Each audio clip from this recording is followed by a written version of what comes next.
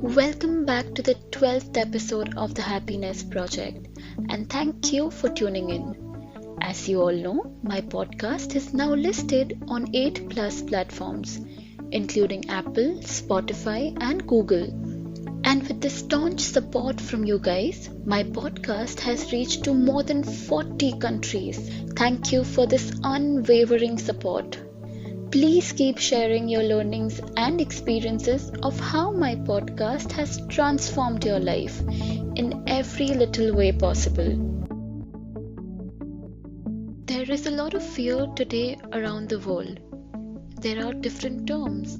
Some call it paranoia, some call it anxiety, and some in the name of xenophobia, meaning prejudice, fear, or hatred against people from certain countries.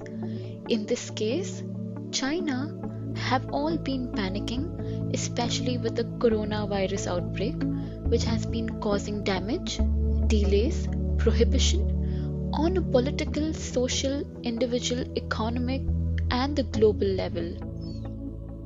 No one really saw this coming.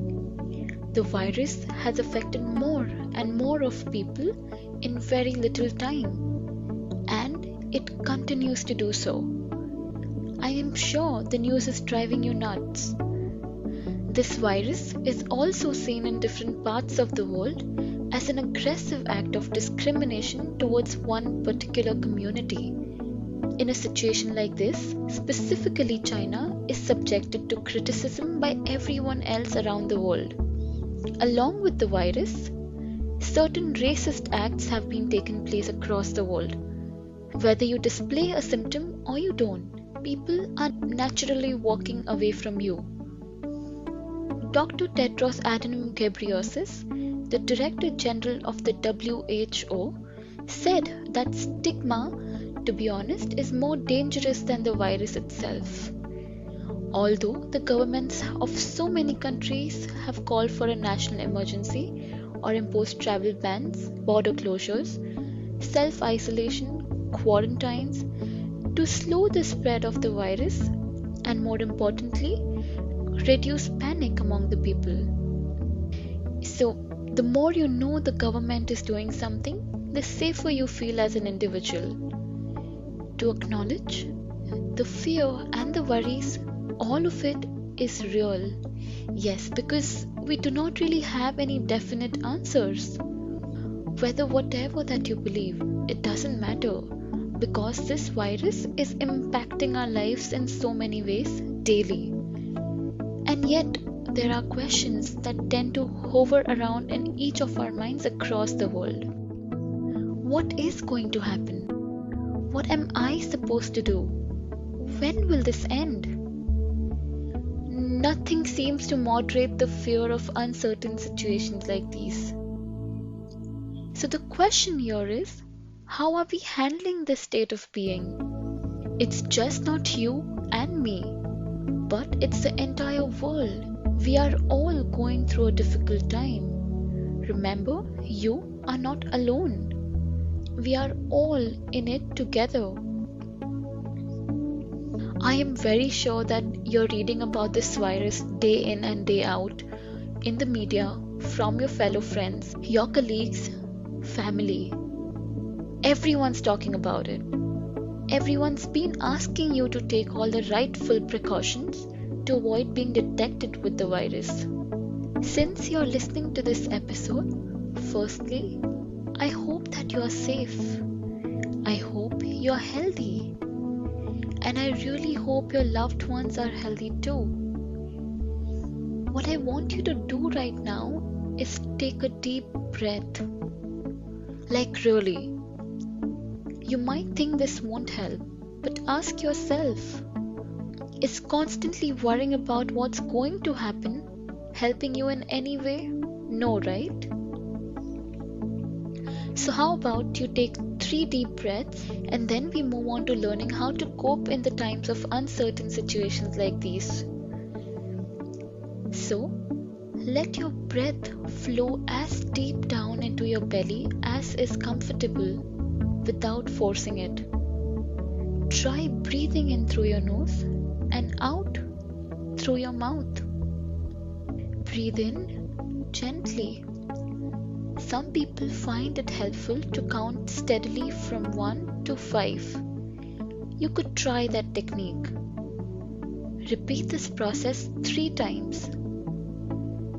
Bringing your mind back to the moment is imperative during times like these. Remind yourself that there is very little control that we all have in this situation. The most we can do is take all the necessary precautions that are needed. Now, take a break from the internet. Do not overexpose yourself to the media. Staying informed can help you, no doubt, but constantly checking notifications on the news will simply overwhelm you. Try to limit the amount of time. Set limits on how often you tune into the news of the media coverage. Do take a break from social media if you think the updates are getting a little too much. Moreover, arm yourself with the facts. There are tons of videos and messages that are going viral on WhatsApp, Facebook, Instagram, and half of it is only creating chaos, fear, and panic in people. Be mindful of where you are getting the news from. Stay on top of what's happening by referring to the official government websites and the WHO, as this will give you up-to-date information from the reliable sources. Avoid traveling. There is a reason why top experts, doctors, and the governments are asking you to stay home, and avoid travel as much as you can if it is not for significant reasons. Because many people are catching the flu while traveling, and you certainly want to avoid that. If there is a need for you to travel, make sure you take all the necessary steps to prevent yourself from the virus. More importantly, be prepared. It's all said that stores are selling out all the food supplies in bulk, so it's highly recommended that you stock up your homes with sufficient food essentials for a good few weeks or months. Also, because with the borders closing down, the export will also be limited.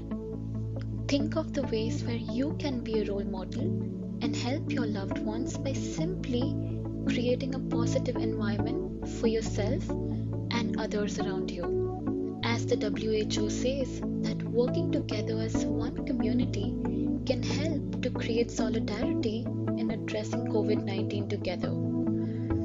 Self-isolation has also been recommended if you have even the slightest of symptoms of the flu. Self-isolation simply means staying away from other people and taking care of yourself. Self-isolating can be daunting, but there are apps like WhatsApp, FaceTime that can help you receive the social support from your loved ones. This way you can stay connected and maintain your social network. You might need the extra support, so turn to people who love you and care for you. Create a routine that prioritizes looking after yourself. If you look at the positive side, you can read more, watch more movies and shows, and try some relaxing techniques. In the entire development of negativity, take a different approach. You did not choose this. However, if you are a part of it, experience it as a different rhythm of life and rest as much as possible. The coronavirus pandemic is a challenge to individual lives as well as to our healthcare system and to the global economy. It is also a challenge to our mental well-being as individuals and as a society. And it is an opportunity to reflect on our core values that are easy to overlook when all is going well. Times like these simply demand our adaptability, compassion, and clear decision-making skills. Inner strength, willpower, and resilience is what will get us all through. I have signed myself up on TOT.com, which is a community that reminds each one of us about the fundamental truth truths of our lives. That life is magical, we are powerful, and dreams really do come true. And they do so by sending emails about the nature of reality, the law of attraction, creative visualization, and the power of thought every day to people across the world. You simply have to sign up. And today, I received this email which I want to share with each one of you.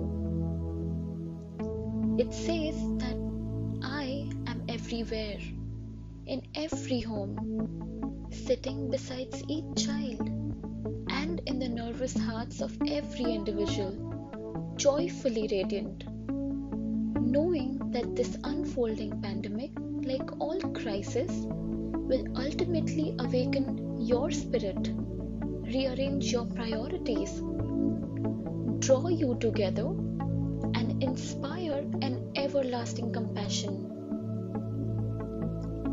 A reminder to each one of us that life is beautiful. Fear not. We are all in it together, and we will all get through this. Take care and stay safe and healthy.